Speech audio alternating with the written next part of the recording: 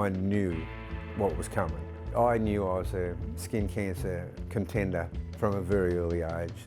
Like, I went to my guy on Monday and he said, all clear, but I got a couple of things still burnt off. That's an all clear for me. Born and bred in the southern end of the Gold Coast.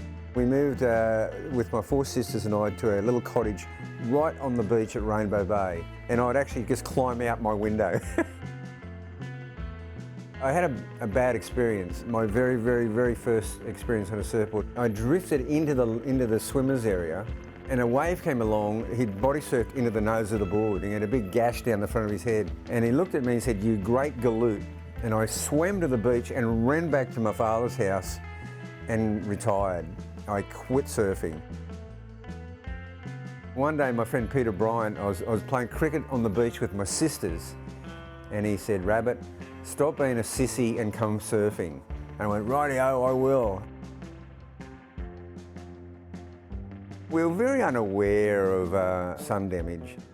The good tan, the long blonde hair, I mean, that was the look, right? You know, showering off your body, you'd peel for a couple of days, and then by Friday, you're back ready for the weekend. I mean, that was the cycle. I remember this one Christmas holidays, I woke up and my lips were stuck together. And then as soon as I opened my mouth, it was bleeding, and because the scabs had broken open. I had a bit of a wake-up call when I was 17. My mum sent me to a dermatologist, and he said to me, "Wayne, when all your friends are walking around hand in hand with their girlfriends at 25, you won't have a nose." And he said, "The way you're going, you'll be dead by 30. I was never without a face full of zinc on from that day forward. In areas that I didn't zinc up, I had plastic surgery here for a BCC, and I had a cluster of skin cancers under one eye that would have exploded if I didn't get them early. I was on a mission to be the best surfer in the world. In that summer of '72, I put the hours in. I really burnt myself that summer, but at the end of it, I won the Queensland title. The stark fact is that surfers are 6 times more, likely to get skin cancers. In the surf, when you're surfing 6 hours a day, you're copying the reflection and the glare, the whole lot. And so you're just getting more burnt and more burnt and more burnt. I'm one day away from going on a 14 to 18 week trip. I was just about to go on the next day. And I went to my osteopath. He had a new assistant and she said to me, "You got this on your back." I went straight from there, straight to Pacific Fair, and he had one look at it and he said, "That looks like a nasty one." And he said, "Look, I'm going to take a scoop, I'm going to send it up for pathology." The next morning, there was a message for me, "Get back up here." And he said, "No, it's a melanoma." Then he took a big scoop, and then I went on my merry way. Who knows what would have happened if I went on this 16-week trip. That was pure luck. I only had my second melanoma 18 months ago. Again, on my back. Obviously I was bareback for surfing. I'm checking everywhere, no, it was on my back where I couldn't see it. They're scary things because the tiniest little spark could have the tentacles growing in. People have had them in the webbing of their toes. Sometimes they could really go very slowly and you could have them for a long time, and other times they grow in quickly.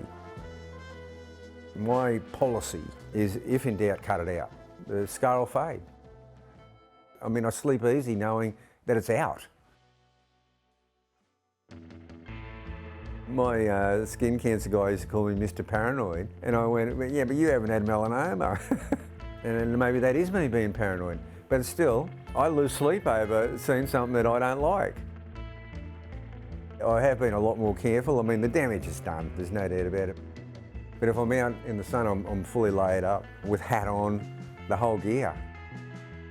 Teachers and sporting coaches, they have to be just a little bit more diligent. It's a message that you've just got to keep giving. The early awareness that skin cancer is real, that we live in a climate that is the most prevalent for skin cancer for surfers on the planet Earth, that's pretty heavy.